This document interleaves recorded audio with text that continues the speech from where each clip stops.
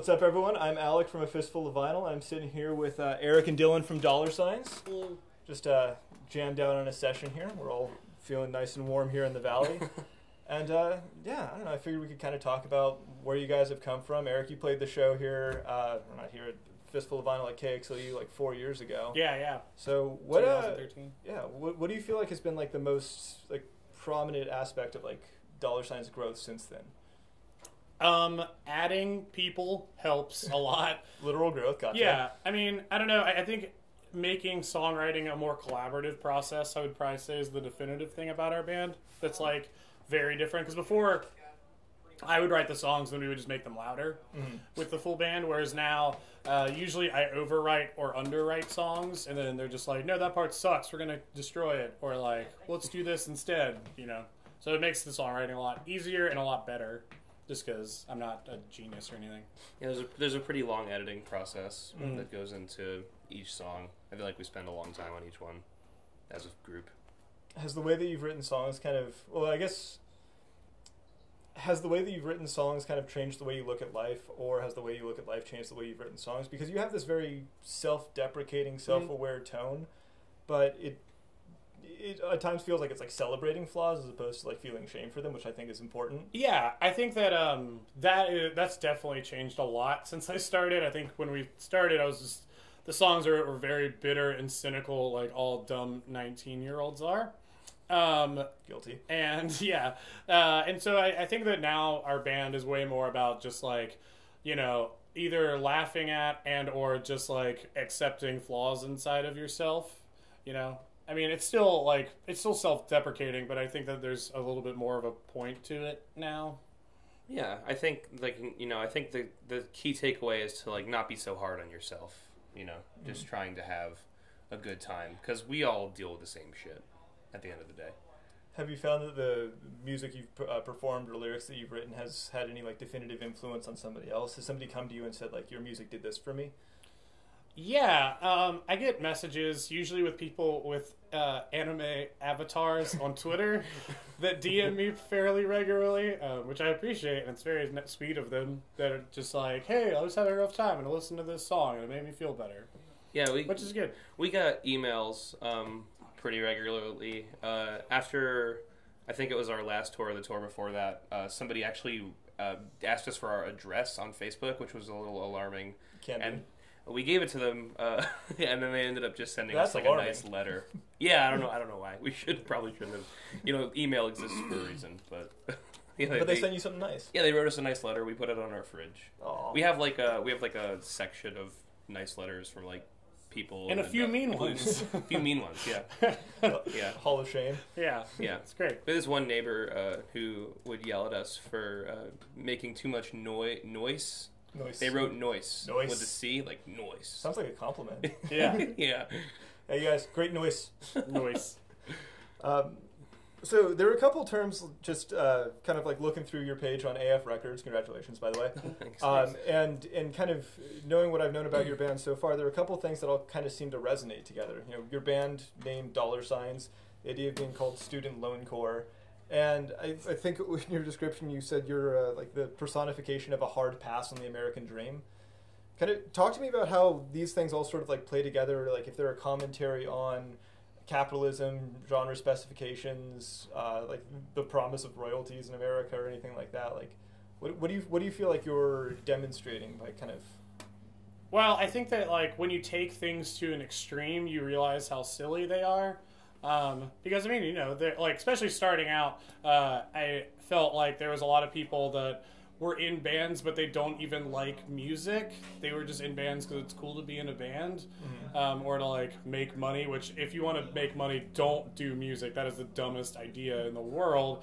Or just like I don't know. I think, or I mean, it's the same thing with like genre. I think people get really like tied down to genre. So if we take it to like an extreme, it just shows how silly it is.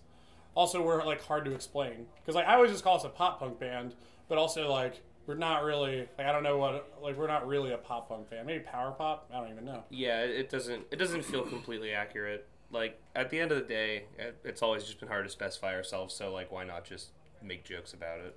Well, it almost seems like classifying anything into a genre kind of deprives it of uniqueness or character by saying like, hey, you're just like this other band. Like, Yeah, if you guys are pop punk, clearly you're just like Blink-182. Right. Like, right. So I think it's kind of important to pull out, or at least kind of lampshade at that that sort of demography that we have set up, where if you don't fit in a genre, then people are going like, I don't know what to call this, but the idea of needing to call it anything is maybe passé. Yeah. You know, I mean, I think that we're not like making wholly original music or anything, but I think that like we try and pull from our influences in a pretty even way. Like there's like basically a Tom Waits song on this new record. Yeah. Yeah. So who would you classify among your top influences? I don't know. I think that for this record, it was weird. I would say that the two big influences for me for this record was the Max Levine Ensemble's newest record. I think that the Backlash Baby, that record is just like brilliant. Mm-hmm. So I was listening to that a lot.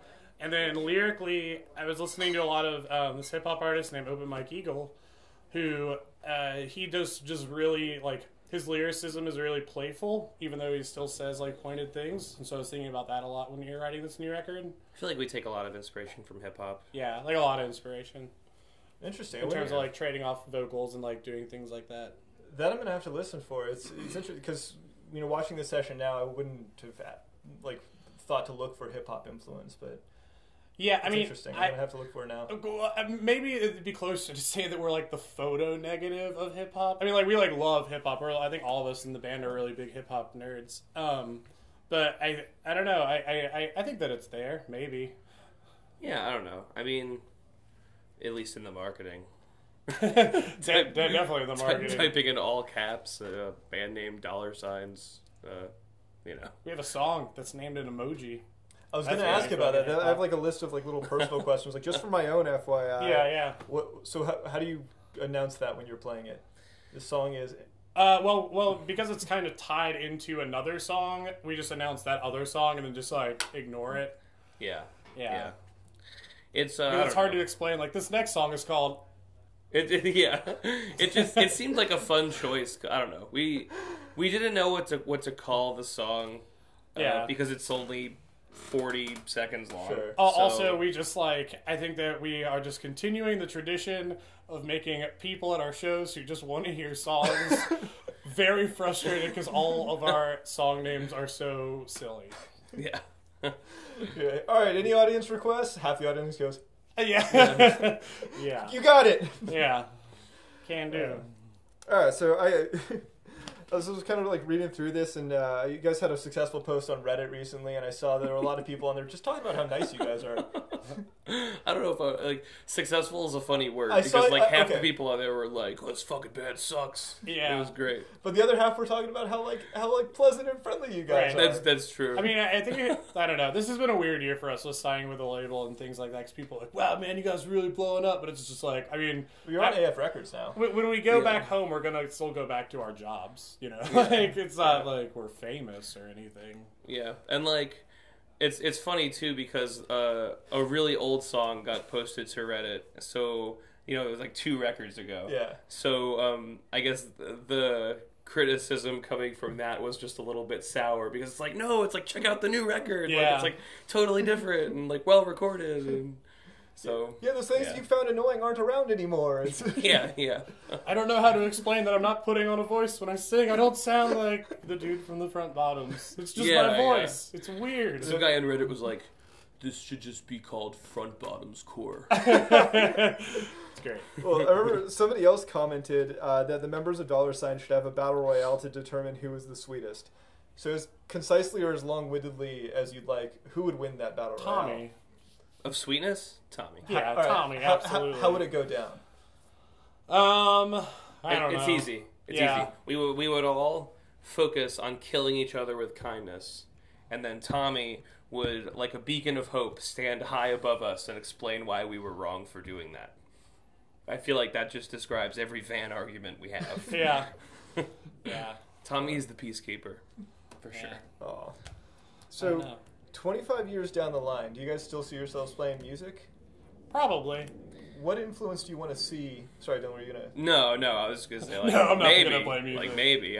It's hard to say. I mean, Hopefully, I would say it's what we want to do. So, ideally speaking, if you were to, look back from 25 years down the line, what would you hope people would say about the music that you're making today?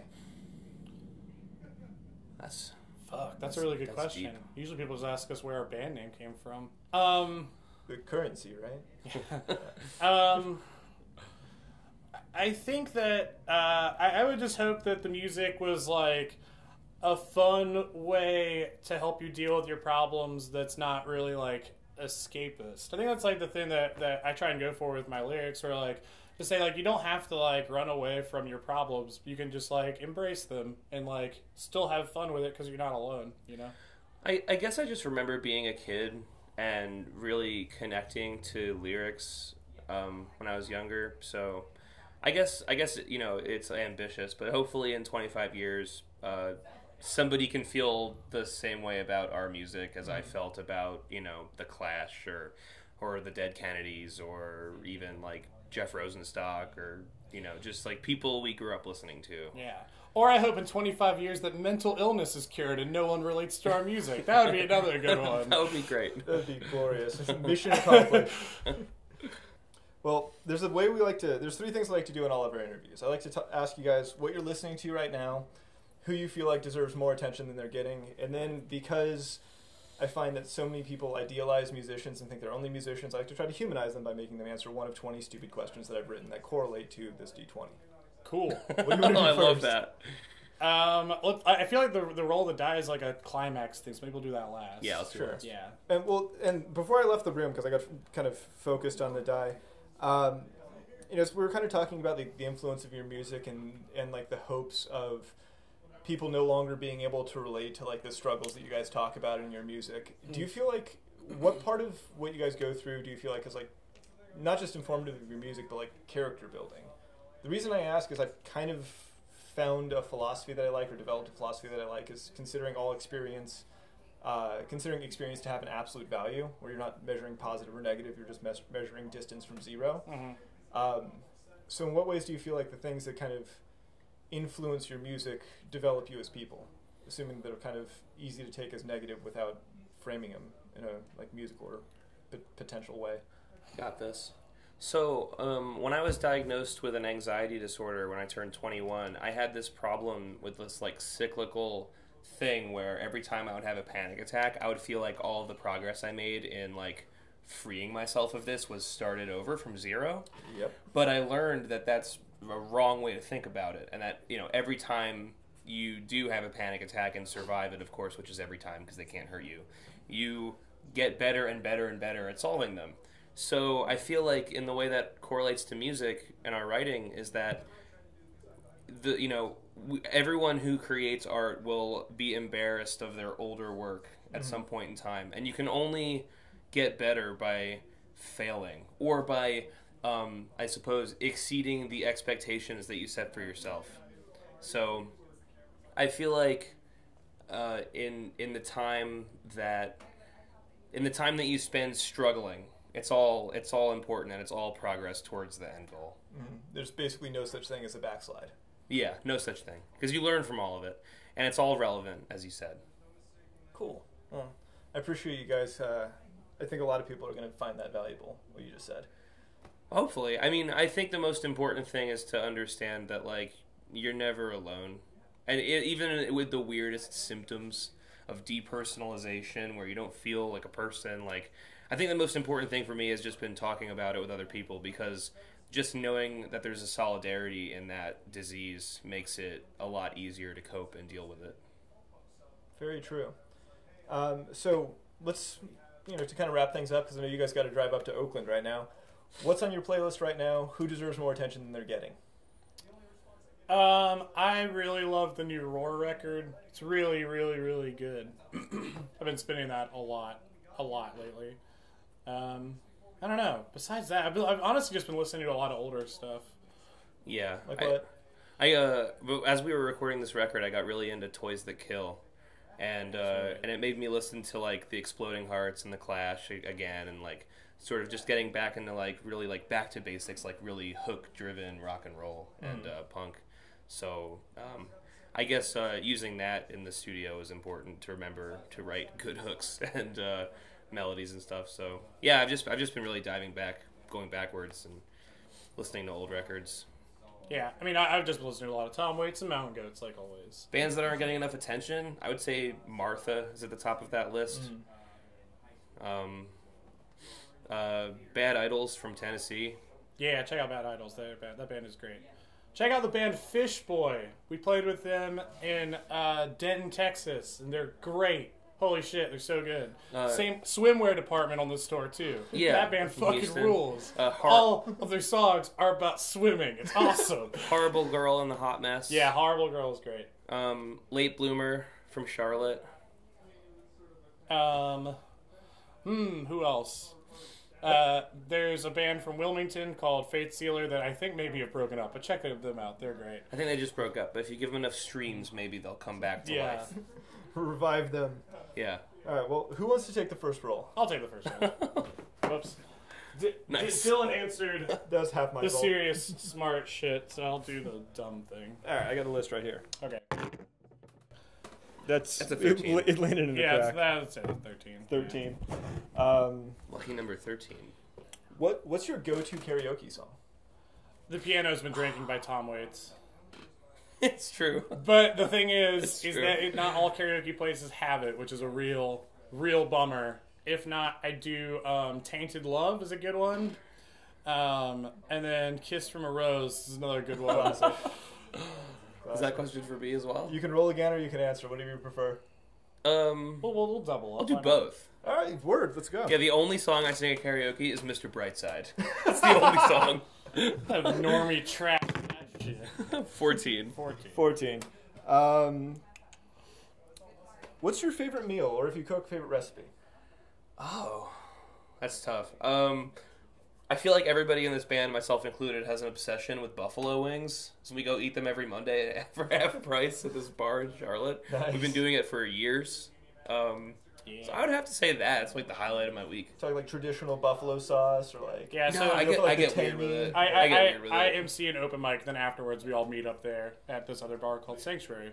Yeah. Right there. It's great. If you're ever in Charlotte, North Carolina, Sanctuary is like, no one recognizes it for its late night food, but it's the best fucking late night food in Yeah, Charlotte. I agree. Yeah, All right, no, so it's a good what time. weird shit do you do to your buffalo wings? Like, what's like the pro tip for somebody who's like maybe a buffalo wing neophyte? Well, they have this sauce. They all make all their own sauces at Sanctuary, which has inspired me to like sort of try to replicate this one at home. And all it is like very simple. It's just like Texas Pete, like a hot sauce, but then they could just combine it with honey. It's like a honey hot. So it gets that like clingy sweet. Yeah, it's just like it's like thick and like sweet, but also it has that heat aspect. It's incredible. Awesome. Yeah, I'll have to it's try that. a good time. Cool. Well, guys, thanks very much. This has been an awesome session. I Thanks so appreciate much. you coming all the way out here and making this work. This is the earliest session we've ever done. Yeah, Yeah. Sloppy punks at 9 a.m., baby. yeah. But anyway, thanks to everyone for watching. Check out $. Where can they find your music? Bandcamp, Spotify, all that shit. We're We're on around. SoundCloud. Yeah. We have a new record called This Will Haunt Me. Check it out. That's right. And it's out on AF Records. And do what they said in the session. Subscribe, like, support, share. At least one other one. Comment. Let me know what you Retweet think. it. Retweet, regram. MySpace it. Just Yes. what capacity that's still around. Go watch Chesky's Fistful of Vinyl session and go watch Stuffy's Fistful of Vinyl session. Both those are great. I was just talking to Chesky about his yesterday. When he did his opening track was "Take It All Back." Yeah. It's got this awesome purely mixed backing track to it, which sounds great. But when we were filming it, it was just in his headphones. So we're just sitting in the room, like watching him kind of take it all back. This is gonna be good later, I'm pretty sure. I gotta grab the D20 really quick. Hang tight. You guys want to say anything while he's gone? No, I'm good. Alec's a sweetheart, and you should watch all of his videos. No, I have this. Alec, I've known you a long time now. Yeah, a long I've known you time. for like 6 years. You played our show when we weren't really much of anything yet. We played the show when we were still Yeah, that's filming how on I got our on. phones. It was just like, you're doing something honest, we're doing something honest. Yeah, you want to do it why in the not? same room once? Yeah.